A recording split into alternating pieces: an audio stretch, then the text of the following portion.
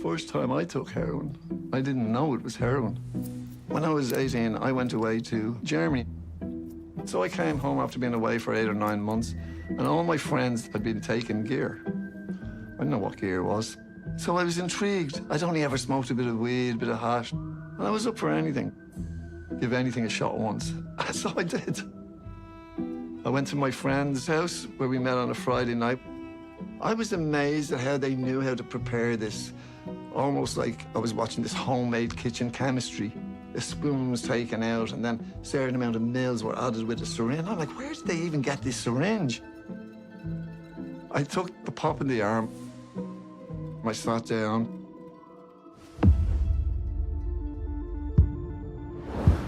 And a rush, like from my toes, came up and over my body. If you can imagine, I was just a tense, vibrating bag of nerves. And then this calm comes over from inside out and melts over me like milk and honey.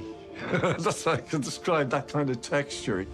I felt like I fell back into a pink, fluffy cloud, and I floated on that. And every neurosis, anxiety, nervousness, or sense of doubt evaporated and left me in a blissful state of...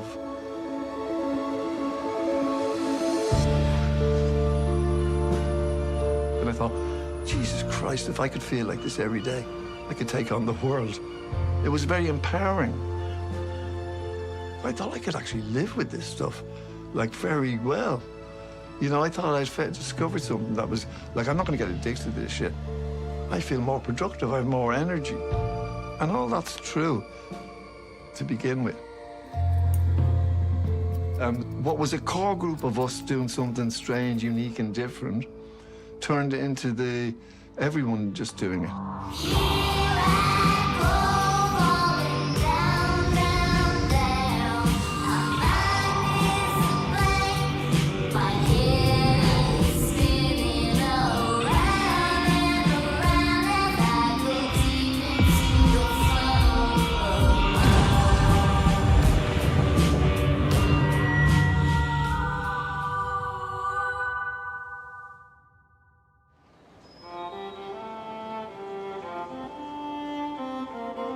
In the 80s, drugs changed the fabric of the city.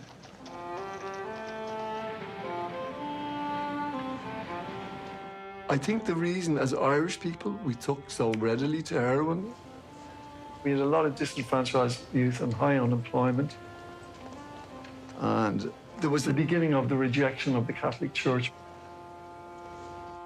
because it had such a hold on people. So we took to heroin here like ducks to water.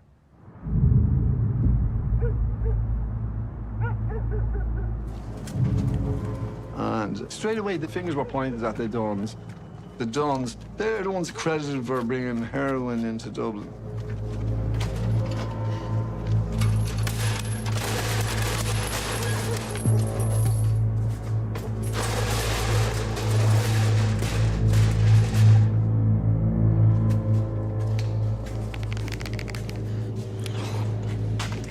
What's wrong with you?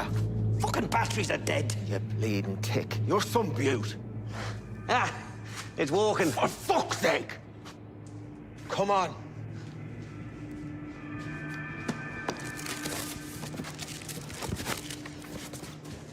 What the fuck? No, not my school. What's that? Perfume. All right. What's that? It's like morphine, I think. What? Painkillers, you fucking idiot. Like opium. That's it. Do you think we could sell those? Come on, top book.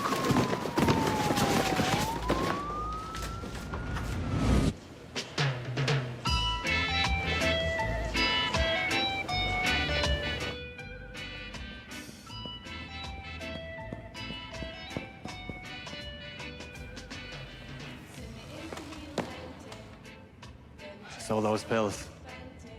All of them. Yeah. Already. Yeah, easy. Jesus.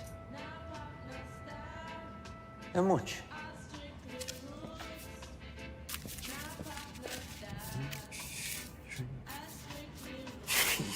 Fucking Christ.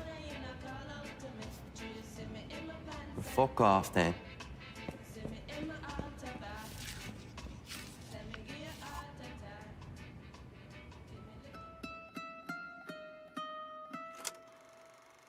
Larry Dunn was the Al Capone of Dublin in the late 70s up until the mid-80s.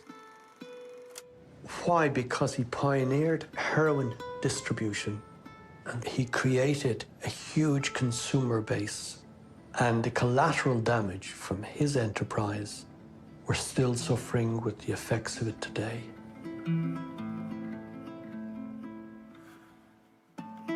I joined the police force in 1977. I was 20 years of age.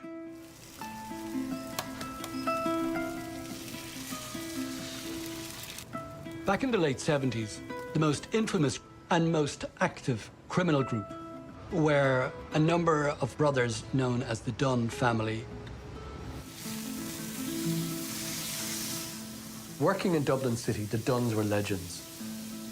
They were a very violent group who engaged in armed robberies and in burglaries and had developed a reputation for ruthlessness. Thanks very much. It was a dog-eat-dog world. And these people were certainly on top of that pile.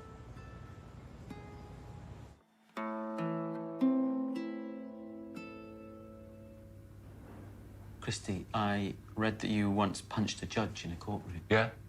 I hit him right in the jaw and knocked him off the fucking bench. I think the best way to handle this is you ask the questions. Okay. And look, make them as hard as you like, right? And remember, it doesn't profit me anything to tell you lies. How many brothers and sisters did you have in total? There are 10 brothers and 5 sisters. That's a lot of brothers and sisters. Yeah, too fucking many. My parents, they were actually called the Pride of the Liberties. They were like film stars when they walked down the street. My dad was a very handsome looking fellow, right? We're known as quiet, gentle people, but not to be messed with. My brothers never hurted anybody, but some of them, they could kill you if they wanted to. As you grew up, you and your brothers got a bit of a reputation for being very successful robbers. Not me, my brothers. Yeah, they had their own choice. Economic necessity, that's what it was. Most of the people who live here would like to get away to somewhere that they could be proud of. The only thing I ever thought about when I was young, like all kids, was food, right? Because it was very scarce food was. Were you aware that your sons were robbing banks? I was, yes. Yes. And I quite admired them for it. You admired them for robbing banks? Yes. Why? As long as nobody was hurt. Why? Well, they were getting money the handy way. But they're taking somebody else's money. Yes, but who do you know whose money it is that's in the bank? It's often said that your brother Larry and the Dunn family are responsible for bringing heroin into Dublin. Is that true? No, rubbish. They needed someone to blame for any policeman to arrest and convict any of the Dunns was a big promotion for them. Tell me a bit about what Larry was really like. What was his personality like? The nicest person you could ever meet. And if you want to contradict me, all you have to do is drive up to Rat Farm and anyone you meet say, do you remember Larry Dunn? A gentleman. He was a fitness fanatic. Oh, he was so fit, yeah, very fit. It was amazing to see.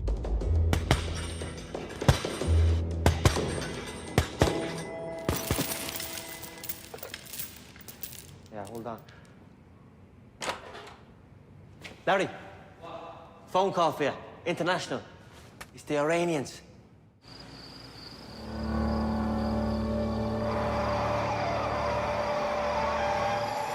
Why did heroin take off in Ireland?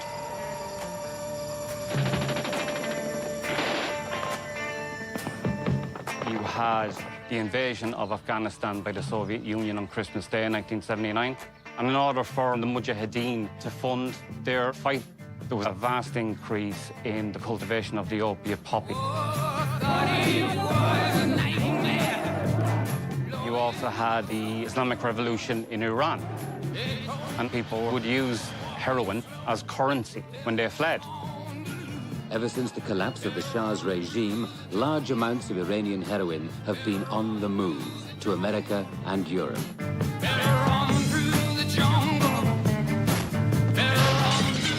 In Dublin, around this time, there was a number of successful Garda raids, which led to a drought and shortage of hash. And because of a shortage, well, then people are going to look for something else. The Duns allegedly would have been involved in the distribution of hash, and they were viewed as pillars of the community. Larry Dunn seized the opportunity. He realized that there were easier ways of making money than robbing banks. He had contacts in the UK selling heroin, and he said if it works in Bradford and Manchester and London, it's going to work in Dublin. So strategically, he set about importing heroin, and he'd build this empire. And Ireland would never be the same again.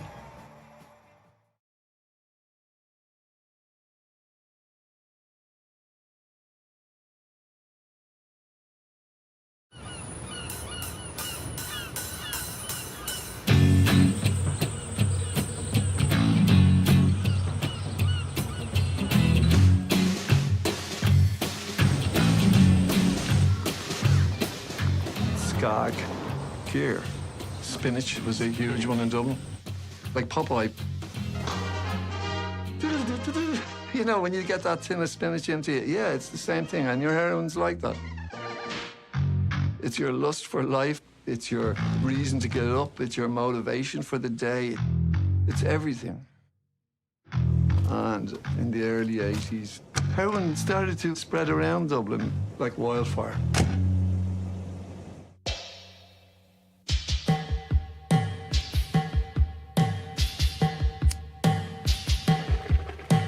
What's it like to be addicted to something like morphine or heroin? You know, it's just cool.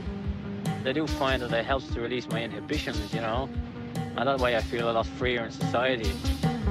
Confusion in her eyes, it says it all. She's lost control. Using an opiate over a period raises the body's tolerance to the drug.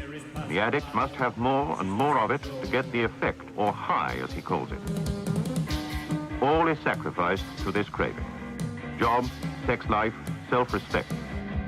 When heroin arrived, nobody really knew what was happening. It almost exploded quite suddenly, but with very devastating effects. Dublin's sudden heroin epidemic is now threatening the very lifestyle of the city. When I take women's handbags or I rob money out of shops, I just hit them and take the money off them. What do you hit them with? A pickaxe handle. The obsession was on me. I crossed my own moral boundaries. I stole from my mum's handbag. Nothing was safe when I was on heroin as a young man. Petty crime just mushroomed over a couple of months. All of these young people were on heroin. They took vases and ornaments, a lot of little antiques that my mammy gave me. I actually sleep with a hammer under my bed. The speed with which drug dealing became profitable, that was phenomenal to witness.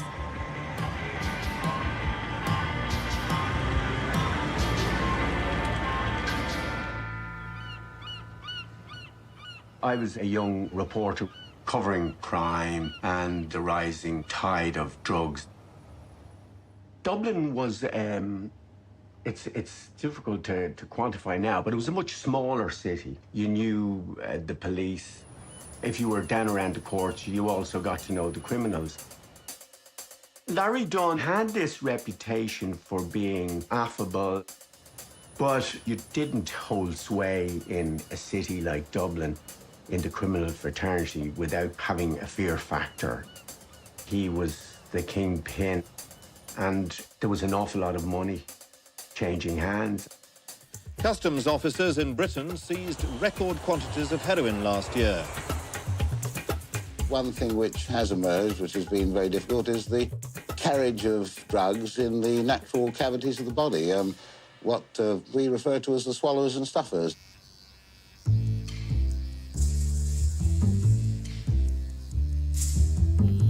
I went over to Europe to do this run, pick up a couple of ounces for a friend of mine. On the way to the airport, in the back of the taxi, everything I had packed away in my back end just blew out. And it was in my pants, in my long johns. It's a small airport, 6 board custom officers standing there, and I'm coming through. And if you look down at this flimsy suit, you can actually see that there was 3 separate ounces.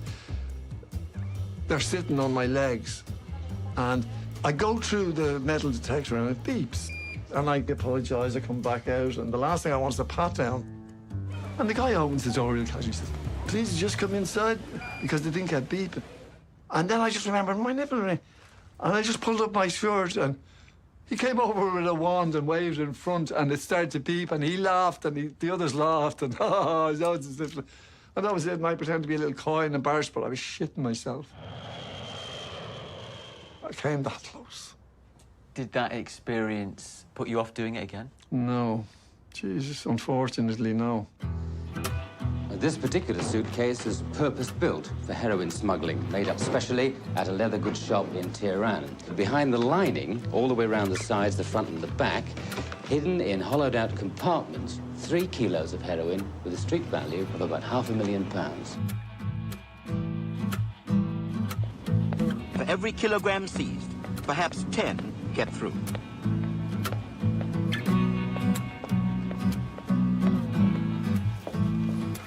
Fucking yes. Here we go. All right, damn, all right. All right, Mickey.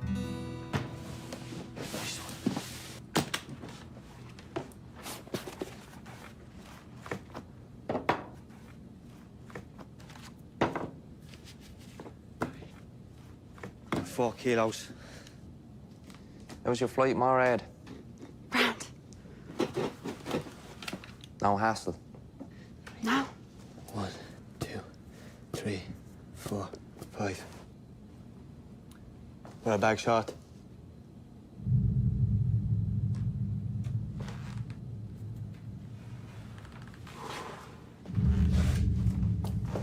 Morad. Wee bit shy. Morad. Come on.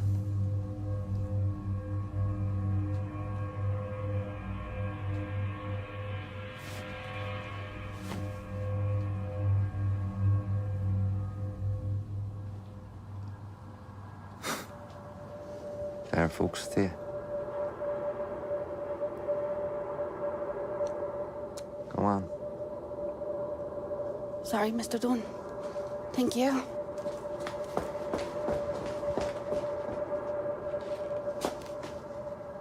You're fucking joking me. If she does it again, put her in the liffey.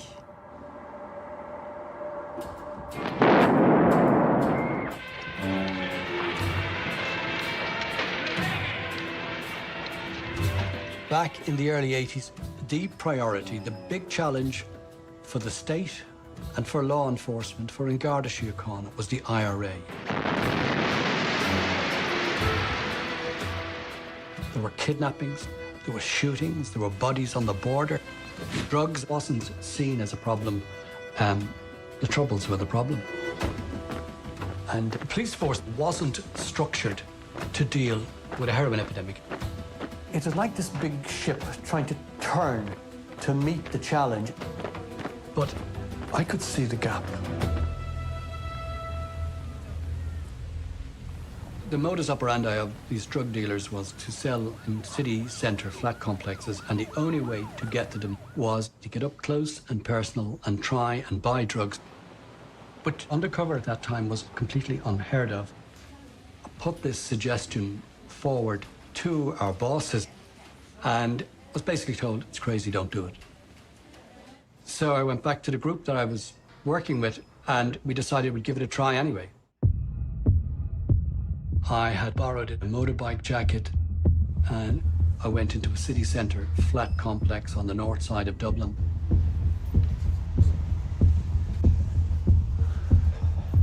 And I went to a particular flat where I knocked on the door.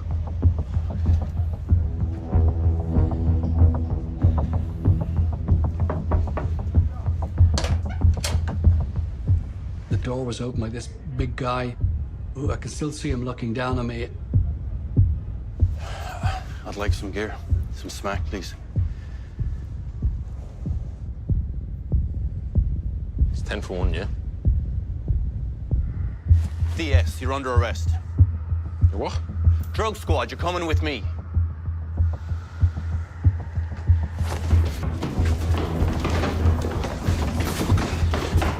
He picked up a bag which contained drugs and threw it into the blazing fire. I knew without the drugs I didn't have a case. So I put my hand back into the fire, picked out the bags. Come here! Get out!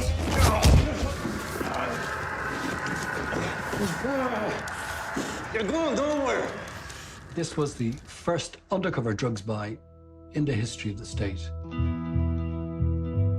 Myself and a group of people began to work together and executed our own undercover operations. And locals started to call the group Mockies, possibly on the understanding that we were all mock addicts.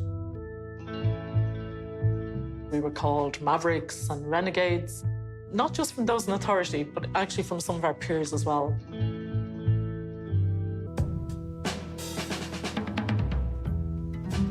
I grew up in a working class area.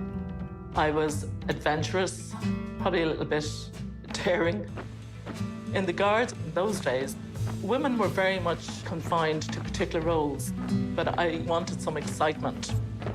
So I found myself getting more and more involved in drugs work. Across the city, you could see people suffering in front of your eyes. And when heroin hit first, the Guards were scrambling to deal with that. But once you started working up that chain, the Dunn family came into that picture.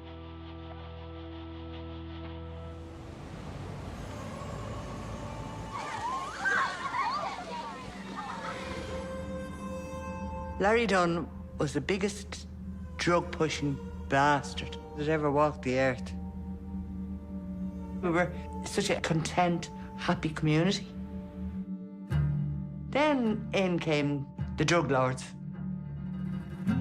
And I noticed a couple of the lads, they didn't seem with it. When you'd look in their eyes were like filmed. It was heroin. I've seen it in their arms. How old were they? 11, 12, 13. Kids, like. Drug dealers. They'd gather lighting in the fires in the fields. The guards were afraid of them, I think. And I said, to hell with this. So I marched up onto the field. And they were all, oh, come on, try it. But they realised then I meant business. And then I was in bed one night, and there was noise. And there was a van parked outside my door there. And there was guns, shotguns, aimed at the bedroom. That's when I said, right, something has got to be done. What the fuck can we do? A lot of flats complexes in Dublin were built to clear the tenements.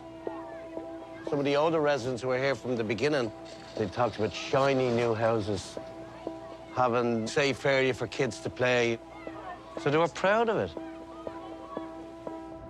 But suddenly, you'd see people coming in the courtyard here or in the stairwells, shooting up heroin all day, all night. Phil Linna came up. Phil Linna from Tindizzy came up one evening to buy heroin. And even though Phil Linna's loved and adored by everybody in Dublin, it's like, is that what we are? Is that what this community is? Are we a supermarket? So something kicked in to say, we just can't tolerate that. So meetings were called. And very much this was like a people's court. The atmosphere was electric. You couldn't move in this hall. Those corridors, all the way down, jam-packed. We were angry. We wanted something done. We had identified the pusher on the road, and the decision was made that evening to march on that house and put this person out. Meetings like this were taking place all over Dublin.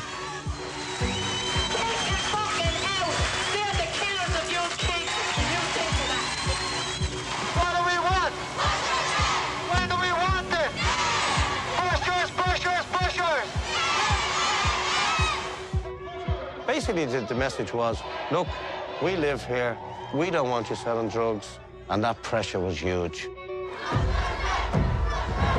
There was an excitement of power, and if somebody was very, very resistant, said, I'm not moving, fuck yous, in that case, they would be evicted. A movement developed then. It actually called itself the Concerned Parents Against Drugs. I would have been 14, say, and literally you would have maybe 200 people standing at the bottom of a tower block, and then you'd have a group of men going up, kicking a door in, and people shouting, it is you, it's not me, and you would see furniture coming out over the block, and then going back over to the pub and scull 20 pints and talk about it. I just thought, as a kid, why is that drug bad, but this drug that my community seems to love, which is probably a bigger killer. Why is this one all right, but that one's bad? We understood how to deal with the drinking. We just didn't understand this. We didn't understand why they needed it. What kind of pain must you have been feeling in order to inject that heroin into your body? But there's a lot of pain and trauma, a lot of abuse in Dublin. And heroin became a hero for people who needed something stronger than Guinness, just to feel normal, just not to be in pain for a while. And then it devastated the community. But people started to make huge money on the back of all this.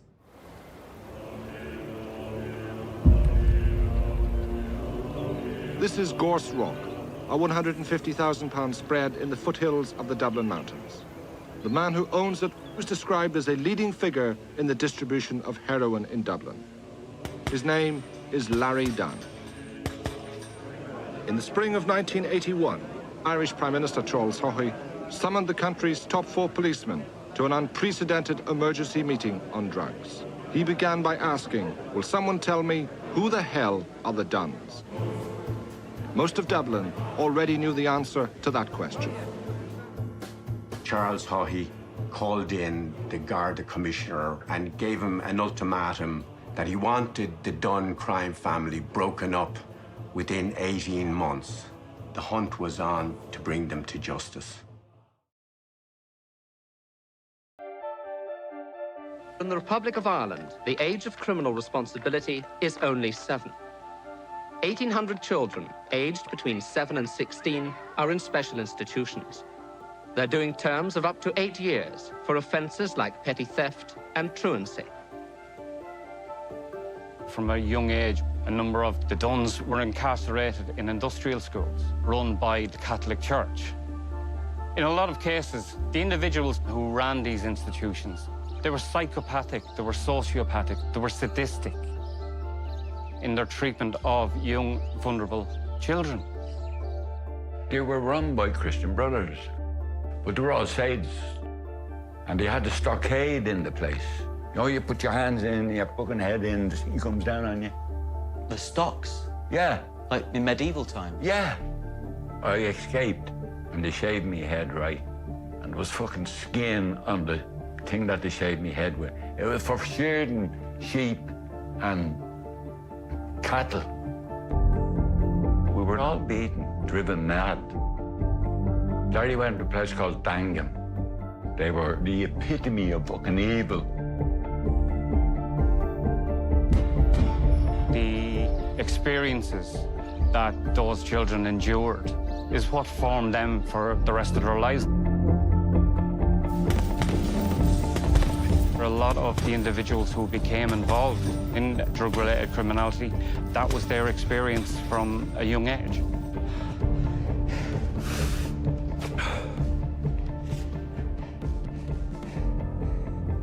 In Dublin City, the Concerned Parents anti-drugs movement is fighting back against the drug pushers. Fucking concerned parents.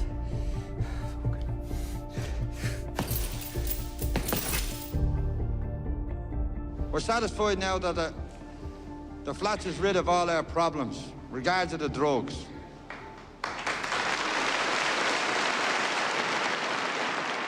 Tonight, the residents of St. Teresa's Gardens are celebrating.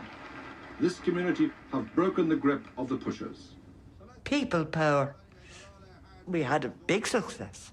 We thought we're untouchable. By the early 1980s, the Concerned Parents seemed to have had success in pushing the dealers out of parts of the city.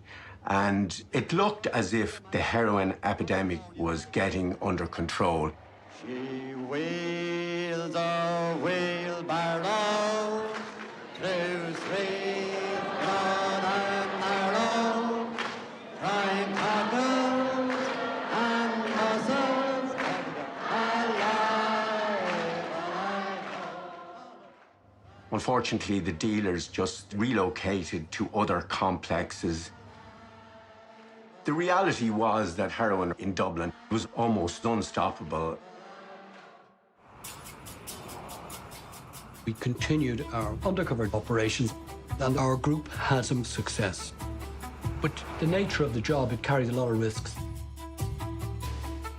Dealers, they were watching out for what they would have seen as traditional cops. So it was very important that we actually looked like addicts.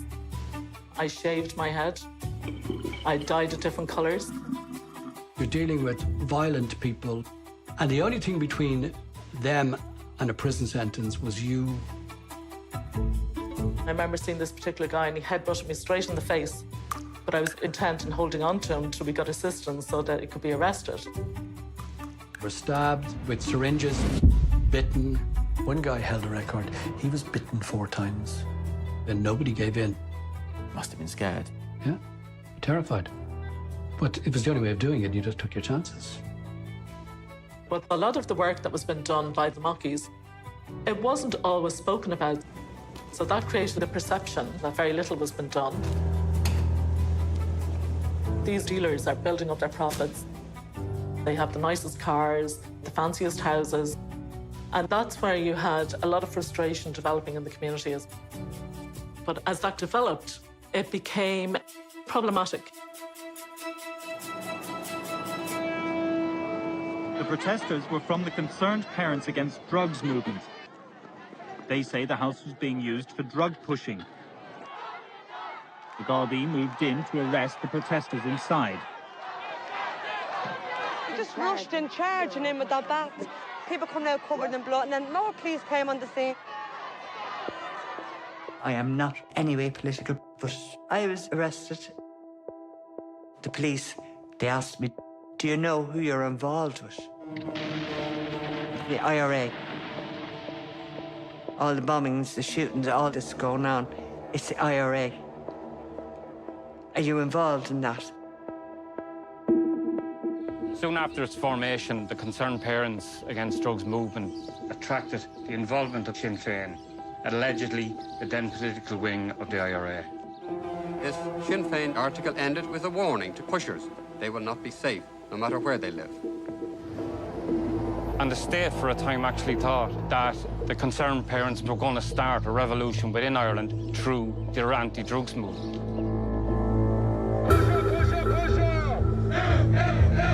The Concerned Parents group, it was mob rule, whether you like it or not.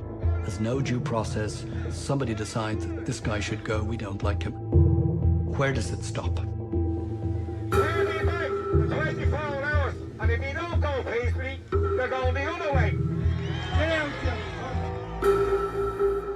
Had I stayed in the area when things got really heavy, I have no doubt my gaff would have been marched on.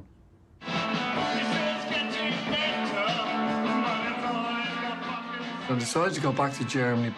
I actually managed to get clean. And I was in a band. And we could have done something maybe, but heroin had already got its nasty claws into me. One of my friends came over. I used with him a couple of times. That summer, he called me from London and told me that he had AIDS. I took an AIDS test. And the doctor called me into a little room. He said, I got your results. I said, oh, great. He said, could you take a seat, please? I'm sorry to tell you you have AIDS. And then he started explaining about white cells and red cells in German to me, and I had to stop him and I said to him in English, how long have I got to live now? And he said, when do you think you got infected? I said, last year. He said, oh, good, you can have 5 to 7 years. And I'm like 21. And I thought, well, I'd rather have 2 fucking years on my terms. And I went straight to the Reaper van, and I bought 10 bags of gear. And I locked the door for a week. I thought, oh, I'm going to take heroin and go out like a true hero. What we're facing now is a doubling of AIDS cases in a 9-month period. Today, the biggest risk lies with the large community of intravenous heroin users in Dublin. Do they want their brothers and sisters and children to be sticking these fucking things into their arms? As we continued our investigations, we worked up through the pyramid. We realized that there was a central supply unit, and it was Mickey Dazzler Dunn, a brother of Larry Dunn, who at the time was living in Fatima Mansions, an inner city flat complex.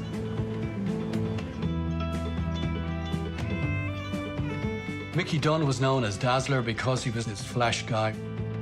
And he reveled in it. He was a suave sort of a guy who loved himself.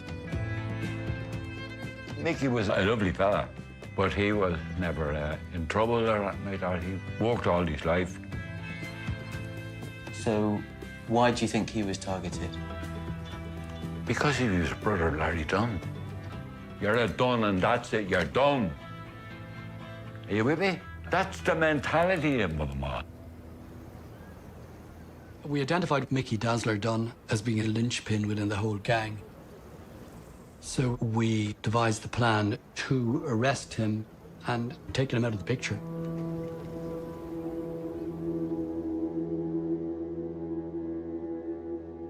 We had watched the flat for a while. We saw addicts coming and going.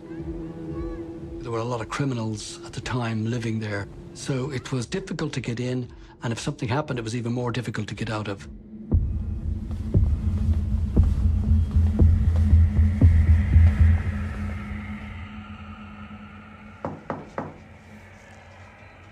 Yeah. We'd like some gear. Just selling the big weights, lads.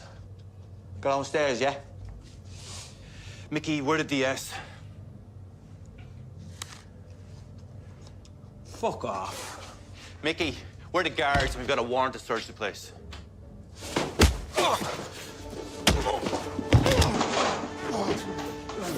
We tumble in the door. And then I looked into his living room. And I realized we were way out of our depth. Don't fucking move, lads. Gardaí here, we've got the place surrounded. I said the place was surrounded. And I said, look. Was it surrounded? No, it was a complete bluff. These were hardened criminals. It was on a knife edge.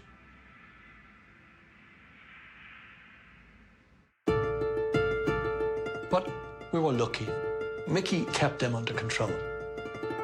And we got him and got the drugs.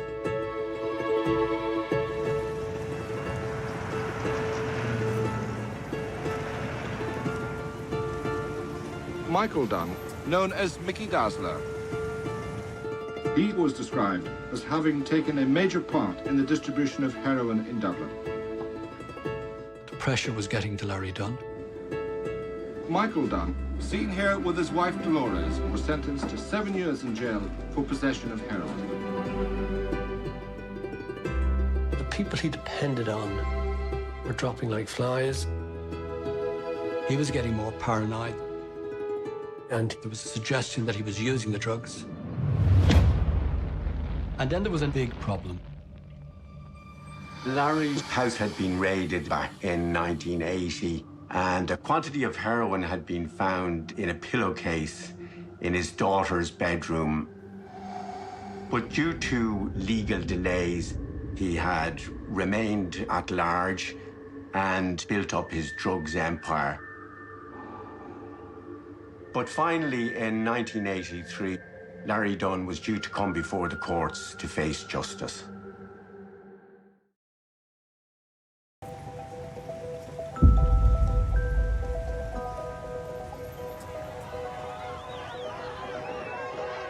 When Larry got tried, there were thousands of the public.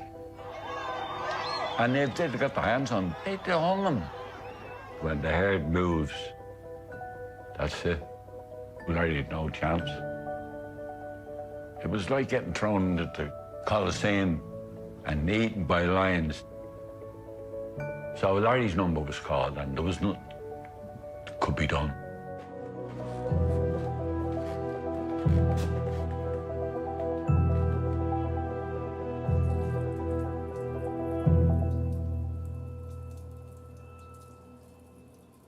Yeah. How would you think it's going? I think you're bollocks to pal.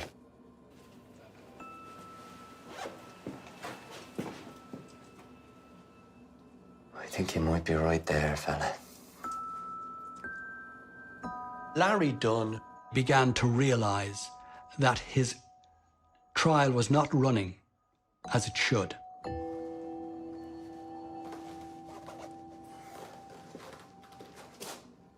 So when he went for his lunch,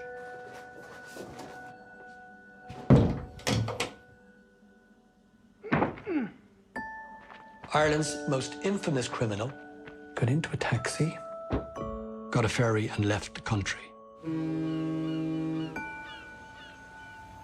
He absconded. Yeah. Yeah. Do you remember that? Yeah. Yeah. Did you... I have to ask, did you have anything to do with it? No. No. No, Bry would have done the same thing he done. Oh, I certainly would have, yeah.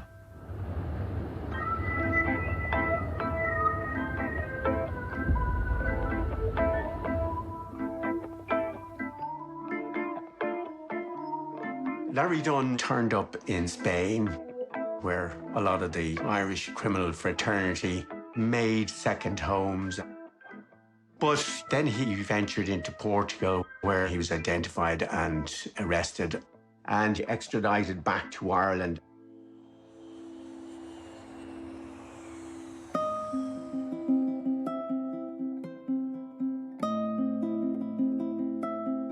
Dunn, who tried to hide his face with his hand, had grown a beard since he absconded from the court 21 months ago. Dunn told the court that he'd been abducted from a Dublin public house and that because of the abduction, he'd been unable to attend his trial. Anti-drugs campaigners were out in force at Green Street Court again today, as they have been every time Dunn's appeared.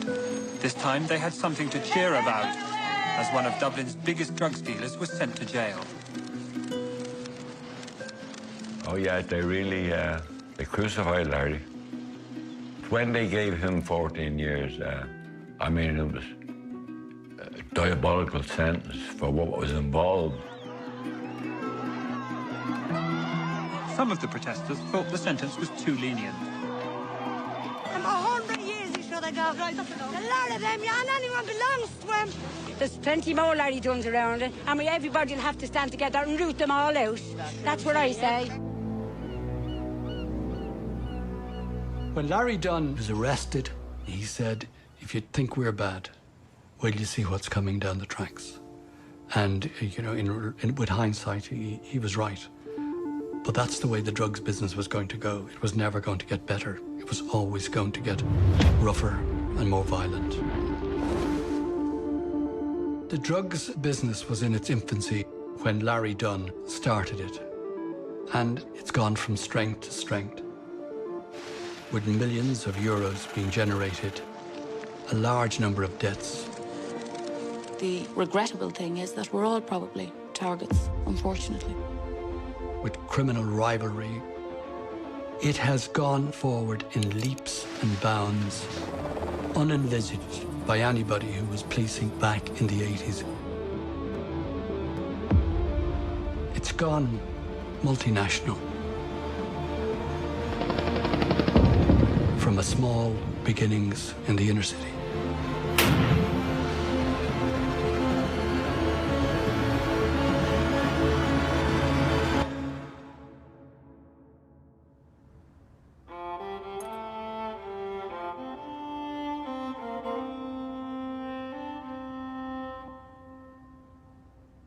Obviously, I didn't die of AIDS.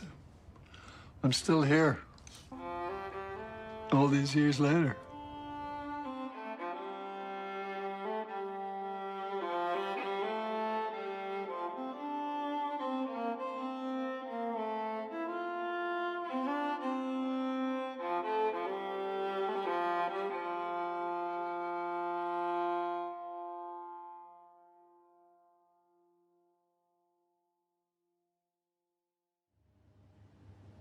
I remember we were inches away from petrol bombing a fella's house and then looking at myself going, the fuck am I doing, like? Who are these people? You know what I mean? I know he's Ra, and I know he's this. I heard he's a dealer. You're looking around going, where the fuck are we going, like? So that's where I was, growing up in Dublin, 17 years of age. And then I just went off raving. Just went off raving.